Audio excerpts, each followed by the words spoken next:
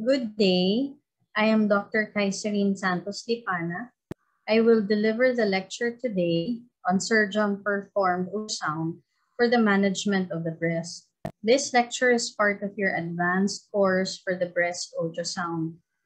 Later, during the hands-on workshop, you are to rotate at different stations, namely normal anatomy of the breast, a station with a live patient who has a suspicious breast lesion, and the two other stations for percutaneous procedures, the most useful and common, which are ultrasound-guided fine needle aspiration biopsy and ultrasound-guided core needle biopsy for the diagnosis of BI-RADS 4 and 5 lesions. To date, PISUS is in the process of revisiting, modifying, and refining the curriculum for surgeon-performed ultrasound for the breast, as well as other organ systems. We have, as a guide, already validated, readily available clinical practice guidelines, and you may use these also. For the breast, we have the official statement of the American Society of Breast Surgeons. We look to it for the following: how to perform ultrasound, how to acquire and hone our skills, and we will modify these guidelines to adapt to our local practice. Having already attended the basic course, you all have been made familiar with the different parts of the ultrasound machine and for each of the function. To review, here is a list of the ultrasound machine. The ultrasound uses high-frequency sound waves to create an image. This is a summary of the physics of sound. Transducer is the key. Piezoelectric crystals within the transducer convert electrical energy to mechanical energy after a voltage is applied across them. Mechanical energy acts as the generator of the ultrasound waves in layers of the breast. The transducer then listens to the returning vibration of sound waves as they bounce off different lesions and the surrounding breast tissue. The returning vibration deforms these cells, transforming the mechanical energy back to electrical energy. This current received by the transducer is analyzed by the ultrasound machine to generate the B mode.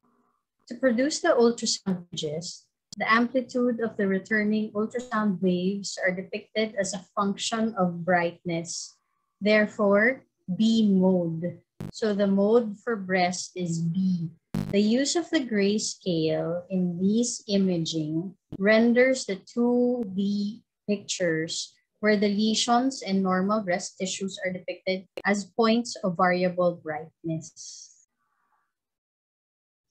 So, to use your ultrasound machine for breast imaging, use the high frequency, which is 7.5 to 15 millihertz.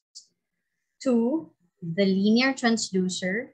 3, split to T mode. And 4, adjusted depth of about 4 to 6 centimeters. With this depth, you will see all the different layers.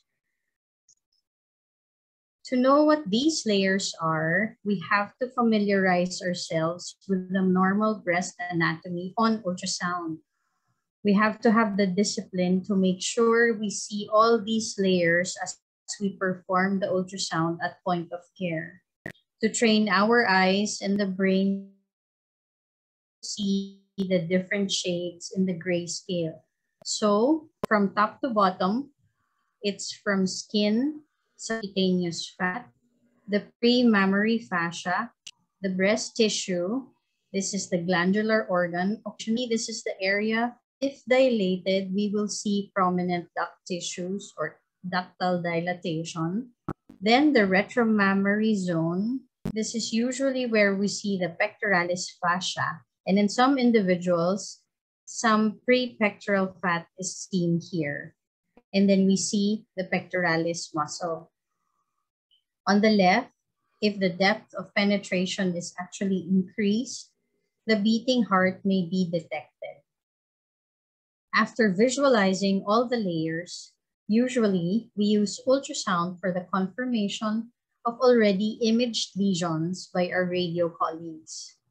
And we also use ultrasound as our eyes during appropriate procedures such as percutaneous biopsies. These are ultrasound-guided fine needle aspiration biopsy or ultrasound-guided core needle biopsy. Also, to determine the appropriate management, whether observation or intervention, and if intervention, what type, we combine all the characteristics that we see of the images to arrive at BI-RADS. BI-RADS actually is the summary of all characteristics we see in the lesion to be able to classify whether they are benign, probably benign, suspicious for malignancy, or highly suspicious for malignancy. Memorize these characteristics and again, have the discipline to check for all these as you view the ultrasound images. This table summarizes the characteristics or the lexicon for malignant and benign lesions. You can see on the left representative images. So when we talk about shape, for malignant, it's either irregular. For benign, it's oval or round. For the orientation, usually this is relative to the chest wall. For malignant, they are the ones that are taller than wide or they are vertical in line. For benign, they are parallel to the chest wall or the opposite, wider than tall. For margins, we look at if they are indistinct or if they are circumscribed or well-defined for benign. The margin contour may be irregular, angulated, or spiculated for malignant lesions. And for benign, they can be smooth or sometimes with gentle lobulations. Echogenicity is how they actually compare to the isoechoic fat. For malignant, they usually are hypoechoic. For benign lesions, they are arranged from either isoechoic to fat, hypoechoic, or hyperechoic even. For how different the tissues are within, it's either homogeneous or heterogeneous. Then we look at the posterior features. If they are with shadowing, they are mostly on the suspicious for malignant side. And if there are no changes or there are actually visible enhancement at the posterior area, they are benign. For calcifications, microcalcifications are not usually seen on ultrasound. So what we see are the benign macro, or these are the popcorn-like calcifications. And with the surrounding tissue, usually for malignant, there are architectural distortions or evidences of desmoplastic reaction in the form of sometimes halo. For benign, there usually are no alterations. BI-RADS stands for Breast Imaging Reporting and Data System.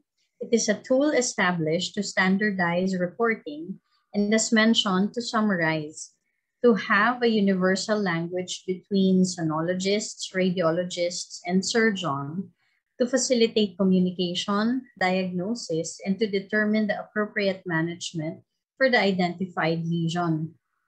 You as clinicians can also use the BI-RADS to convey to the patient what lesion they have, and it's easier actually to narrow down to them and give them the options so they can either have an informed choice if they have a choice for observation or intervention, or if they do not have a choice, to understand the urgency to consent to unnecessary procedures, such as if it's BI-RADS 4 or 5, consent to the ultrasound-guided core needle biopsy. Most of the official ultrasound results already aid our diagnosis of a possible palpable or visible lesion or an area of interest because it is painful or there is some discomfort that the patient can feel. Often, we encounter patients with both mammogram and ultrasound already. When we look at the mammogram and we see a suspicious high-density lesion, biopsy is definitely easier if the lesion on mammogram corresponds to a lesion on ultrasound. Therefore, ultrasound-guided core needle biopsy can be done for diagnosis if this mammogram lesion actually corresponds to anything on ultrasound. Just a review, because our friends in radiology have already scanned both the breasts in its entirety, including the axilla. So this slide is only like a summary and a review. If we actually have a patient presenting with a palpable nodule or an area of interest because of pain or discomfort, ultrasound is done, and either there will be no lesion, just prominent parenchyma, therefore BI-RADS 1 negative. Or there actually might be a lesion. The nodule may either be cystic, in which case BI-RADS 2, solid. If it is solid, then we look at all the characteristics present in that lesion and can be either BI-RADS 3, probably benign, or BI-RADS 4, there's a low suspicion for malignancy, or BI-RADS 5, highly suspicious for malignancy. Once we have a firm diagnosis, then we plan our management. As we plan our management, obviously using ultrasound when necessary. Again, here we have to have the discipline to adhere to the following principles of surgery. So the first principle of surgery, proper exposure. With the use of ultrasound during our percutaneous procedures, we will actually accurately visualize the lesion. And although some BI-RADS 4 or 5 lesions may be palpable, we still use the ultrasound to see exactly that we are sampling different parts of the lesion. I often tell my residents to sample top, middle, bottom. Then after they have taken samples from these areas, they can then take random samples elsewhere. This then decreases the sampling error. Also, second principle of surgery, handling the tissue with care. With direct visualization with ultrasound, we can minimize the chances of inadvertent like pneumothorax, for example, because on core needle biopsy, there is a 2-centimeter throw. With direct visualization, we know exactly where our needle will go, and this will help us maintain that the needle is maintained parallel to the chest wall. Direct visualization also allows less tissue manipulation, such as when we are doing the vacuum-assisted excision biopsy, we can see the lesion being vacuumed and excised in strips in real time. The principle, right tool for the right job. This is actually like using properly opposing clamps or using our sharp nets. Ultrasound also promotes accuracy. Only the target lesion is excised. Efficiency. It's easy to do the job if you can directly visualize what you have to excise. And for safety, as mentioned, direct visualization aids in inadvertent injuries. By maintaining our needles in the parallel to the chest wall and seeing the needle in its entirety from entry to the lesion to biopsy to pulling out the needle. The fourth principle, if it is not written, it was not done. This is why we encourage accurate optics. So for ultrasound, it is the proper documentation, meaning take photos of the target lesion during the procedure and post-procedure. I'll show this to you later. The next principle is be accurate and be updated. We have dynamic clinical practice guidelines as our practices are ever changing, ever evolving. So it is up to us to actually hone our skills, learn, and actually apply our new learning. The last principle, a picture paints 1,000 words. This is this is the emphasis for documentation and the mastery of the BI-RADS. The BIRADS actually will promote you reading your ultrasounds correctly, communicating these results, and looking for the proper management. Going now to our surgeon-performed ultrasound during these procedures, we have these various procedures enumerated. They are all ultrasound guided. They are fine needle aspiration biopsy for cysts, core needle biopsy for BIRADS 4 and 5 lesions, core needle biopsy for suspicious looking axillary lymph nodes, intraoperative marking for our gross margins during our partial mastectomy, intraoperative marking of multicentric lesions during excision.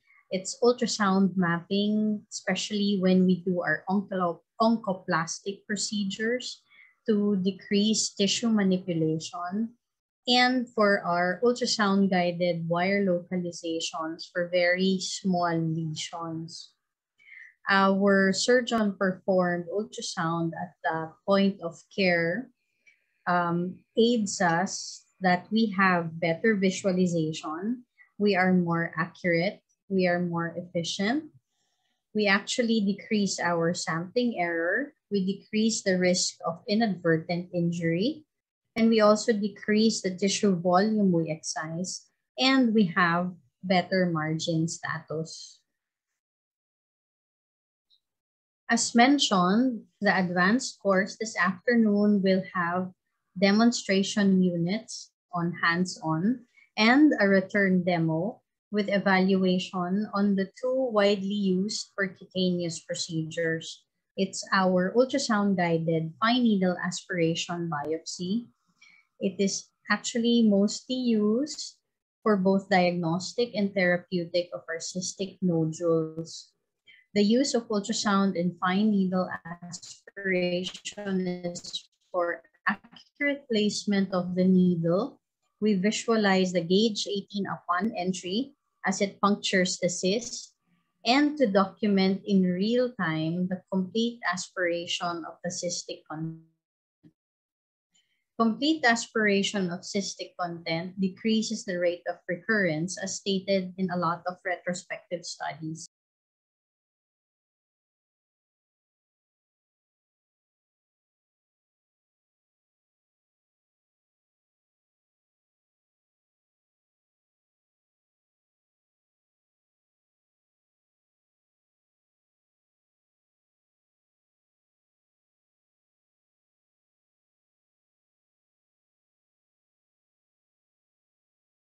Next, I will play two videos for the second percutaneous procedure offered in this advanced course, which is ultrasound-guided core needle biopsy for BIRADS 4 and 5 lesions.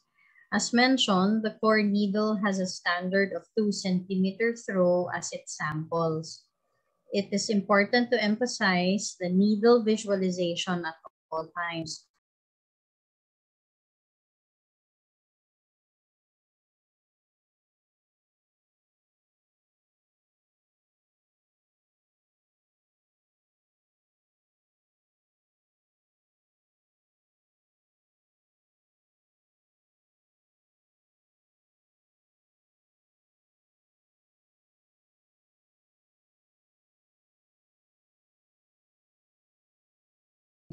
As your needle enters the breast tissue, as you approach your target lesion, and as you fire to get sample tissues. We must maintain the needle to be parallel to the chest wall at all times, and to keep the target lesion at the center of your screen, to continue to visualize the entire needle as it goes through the lesion as well as the surrounding tissue.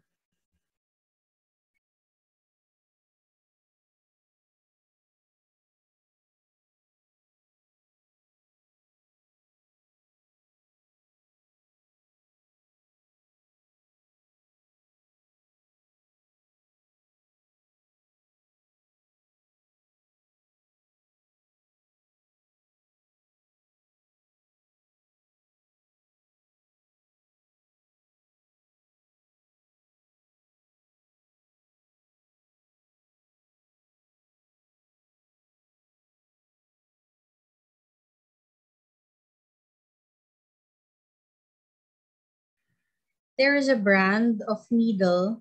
I am not promoting a specific brand. It's just that this Achieve needle came up with two settings.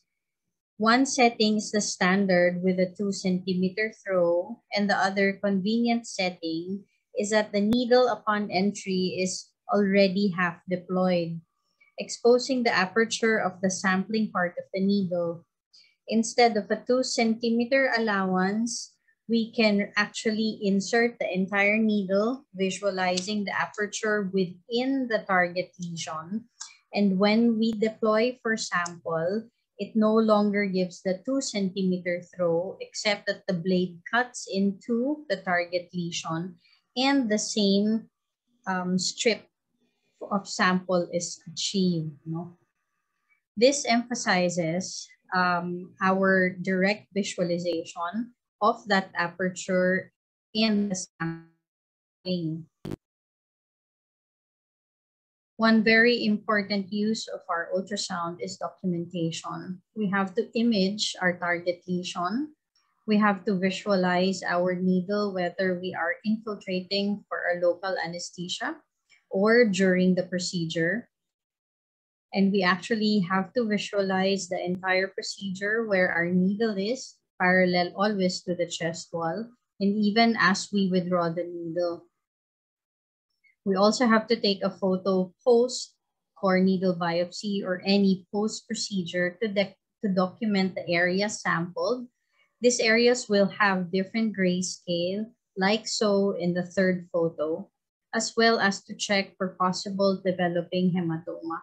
In a study by Dillon et al., they wanted to check the accuracy of ultrasound-guided core needle biopsy. So with their 2,000 plus core needle biopsy results over the 5-year period, they saw that the overall false negative rate was 6.1%. When they tweaked it out in the different imaging modalities, ultrasound is one, stereotactic is another, and no image guidance was another, they found that ultrasound-guided false rate was 1.7% only, as against the others that were 8.9 for stereotactic guidance, and with no image guidance at all, it was 13%. So the use of ultrasound decreases false negative rate significantly. To further decrease false negative rates, even on palpable lesions, especially on lesions accompanied by skin thickening and Vieux d'Orange changes, the use of ultrasound during core needle biopsy again visualizes the target lesion, and these areas are sampled better, and we avoid sampling the surrounding tissue, edematous tissue, or with desmoplastic reaction. And not all lesions will be this shallow as the one seen at the bottom picture. Some may actually have some distance from the actual palpable thickened skin. The rest of my slides are actually just an enumeration and surface elaboration for the many different uses of ultrasound in our practice for breast management.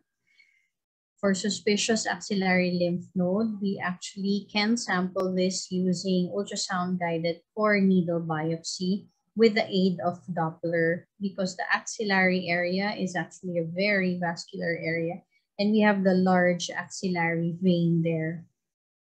Ultrasound with Doppler is very useful in these cases. It is also used for the proper placement of marker for the sampled node, especially if the patient is for neoadjuvant chemotherapy or targeted therapy, and hopefully she responds. She may even be a candidate for sentinel lymph node with a clip node sampled and harvested. Identification and localization for very small lesions which cannot be palpable but actually need to be excised, we use ultrasound. Occasionally, we just mark during the point of excision, or sometimes we actually deploy needle to localize this lesion under ultrasound guidance. After excision, we can then take ex vivo ultrasound photos to document the excision of said non-palpable lesions.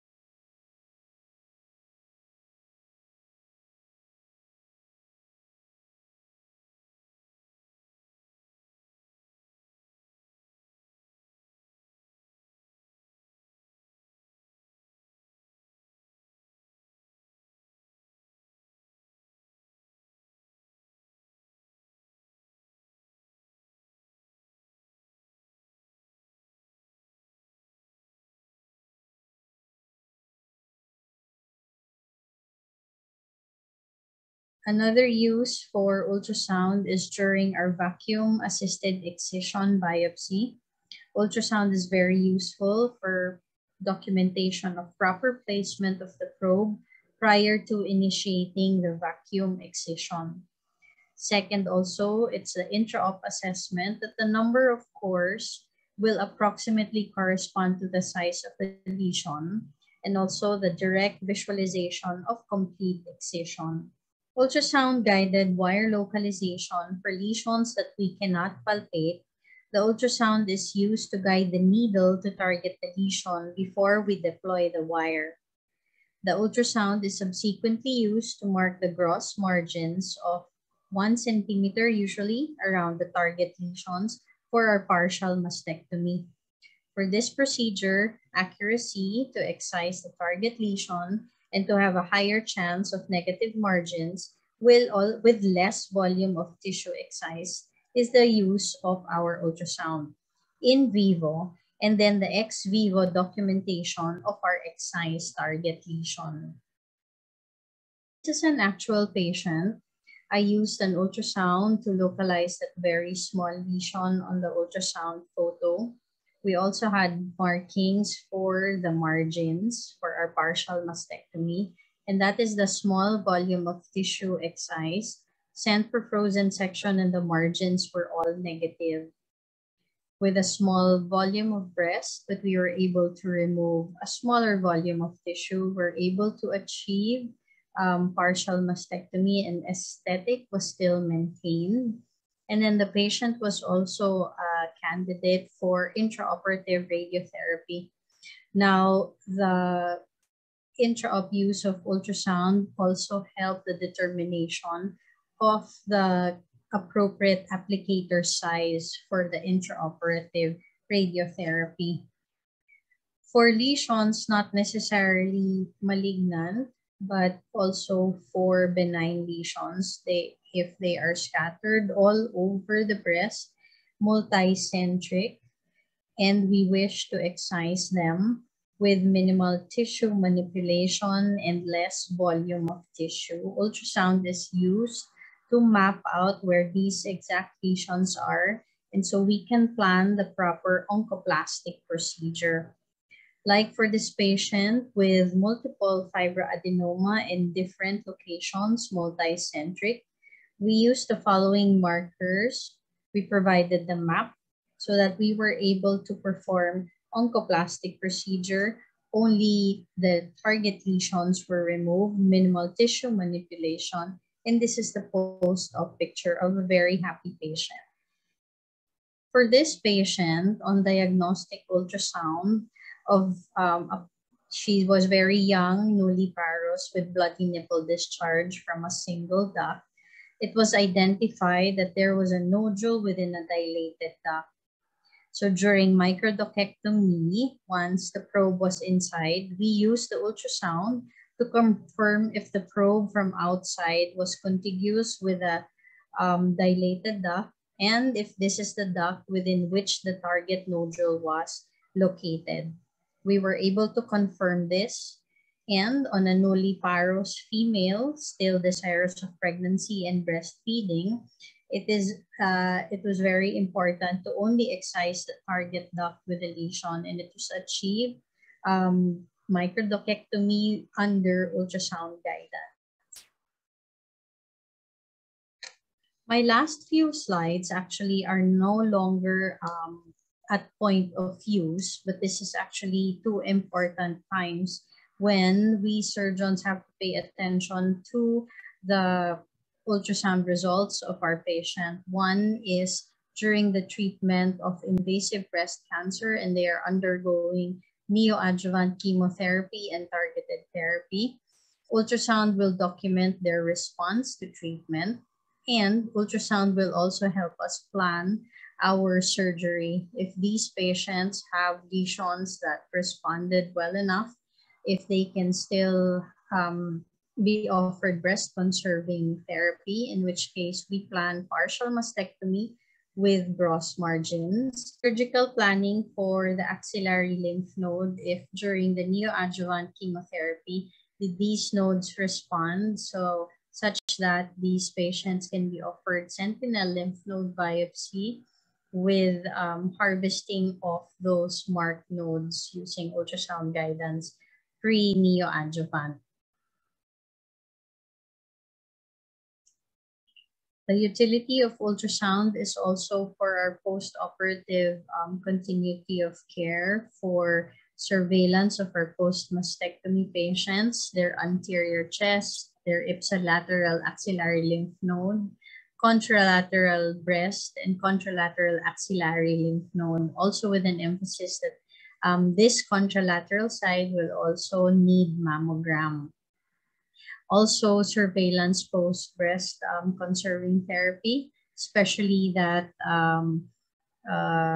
architectural distortion should remain as a distortion and no other lesion growing in that area. Surveillance post-immediate reconstruction also to check our saline silicone implants or even the autologous implants should the need arise. And also surveillance of implants post-reconstruction. It is important that we also view several images that we know when there are abnormalities in these reconstructed breasts. So those are actually the function of point of care ultrasound for breast for us surgeons, and I'll be happy to answer questions during our live session. And we will actually have demo, hands-on, and return demo with evaluation at the stations during this afternoon's workshop. Thank you again.